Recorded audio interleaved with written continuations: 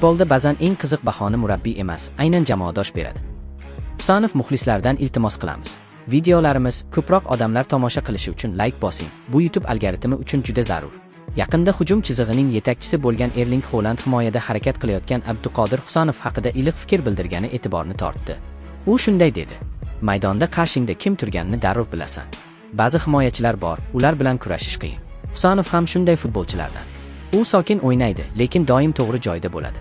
Bu oddiy gap emas. Chunki har o'yinda eng ko'p bosimni aynan hujumchilar his qiladi.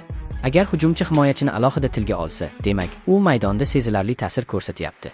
Husanovning uslubi balandparvoz emas. U shov-shuv qilmaydi. Lekin u hujumchini qulay hududdan mahrum qiladi, qaror qabul qilish vaqtini qisqartiradi va o'yinni sezdirmay o'zgartiradi.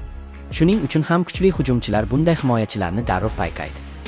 Ular statistikani emas, qarshidagi qarshilik darajasini his qiladi.